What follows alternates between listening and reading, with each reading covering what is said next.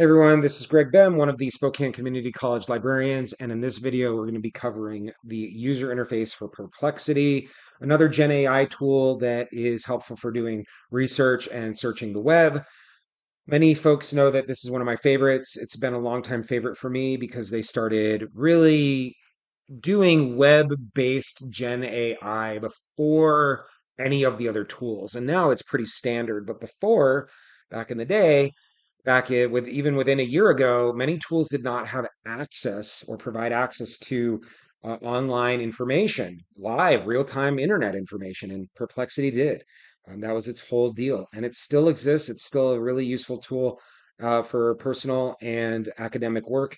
And let's get started. So in the middle of the screen, we've got the prompt bar. We've got three icons here. The first one is just the default search.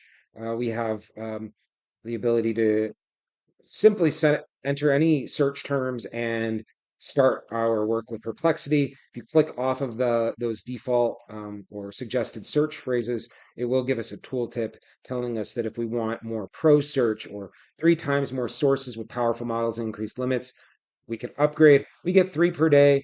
I've never paid for Perplexity and I've found it satisfying, but maybe this appeals to you.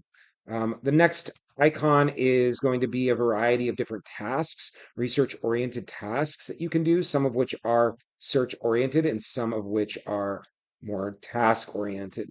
And then the final icon, which we don't have access to, this light bulb, is called Perplexity Labs. And this offers even a variety of more functionality. And then we have the ability, let's click back on search. We can click on this icon, and this is all of the different models. So you can see it's a computer chip, and we've got all of these different models, including other models from various other companies, which is interesting to think about. I just leave it as the default, the quote unquote best. Then we can select how we want it to search. There's the ability to search the web, search for academic papers specifically, search within social spaces, and search finance specifically. So I'm just going to leave it set to general web. And then there's the ability to attach files. There is a microphone if you wanted to do a dictation or talk to Perplexity instead of typing.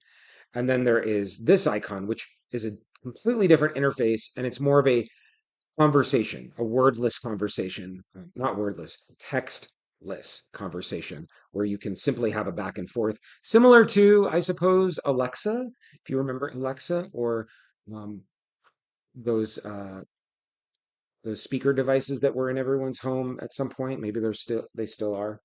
So that's the main prompt area. We'll come back to that when we do our test prompt. If we click on the icon, uh, these icons, whoops, here we go. We'll have our sidebar here, which has our ability to look at our library, which is our previous chats. We can click on Discover, which is a completely separate interface and honestly something that it does that many other GenAI tools do not, which is a GenAI created or generated front page that offers a For You page, a top page, and topical pages. The For You, of course, based on your own interests. And each one of these articles that's provided is generative. And then once you click on one, you will actually see that it has a wide variety of links to all the sources that's feeding it.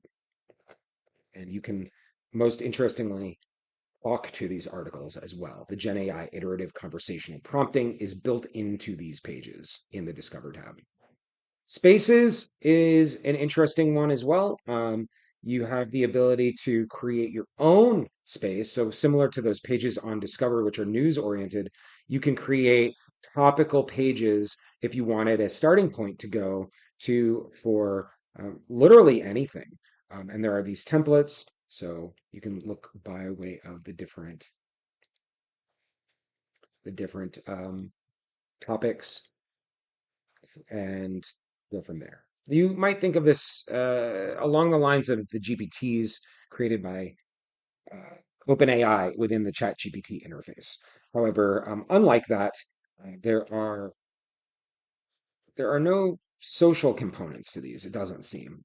You can create your own, but I don't believe they can be shared, and there's no database or hub for finding those created by other people.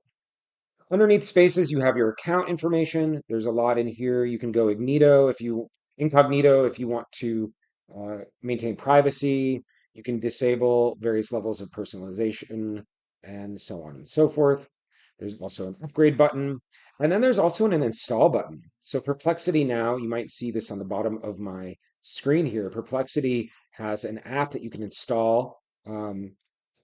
Across different devices. So there's Mac and Windows apps, there's iOS and Android, and then they are actually in the process of developing and rolling out Comet, which is a new web browser that's going to have Perplexity's GenAI functionality built into it.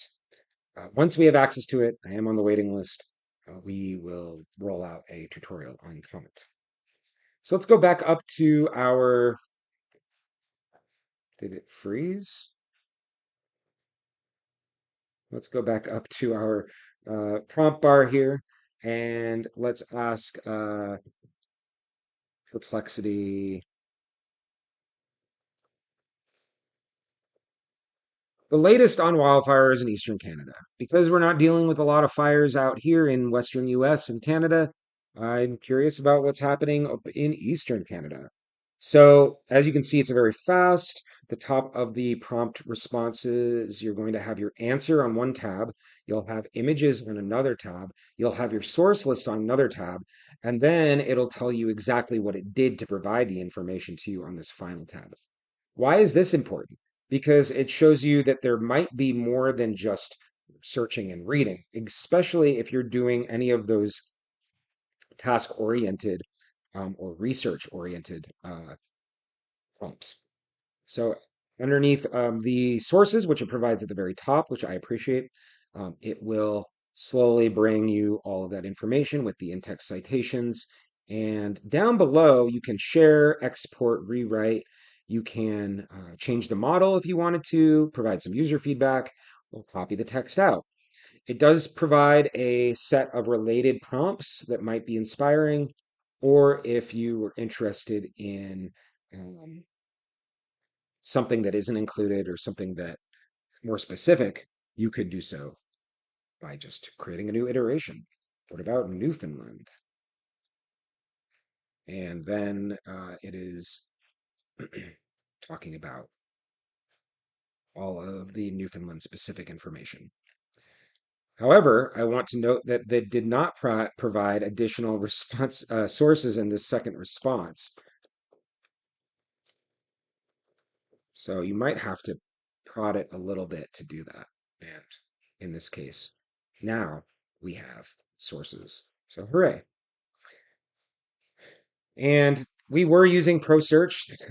I forgot that that does happen when you're using Perplexity. It will default to turning on the Pro Search, even though you only get 3 a day, and it will just deactivate once it's done. It'll tell you you can upgrade if you want now, or you can just keep using the free version, which will provide you with hopefully what you need.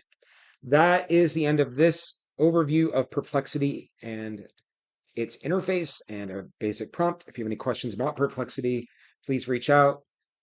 Just contact the SEC librarians and we'll be happy to help. Take care.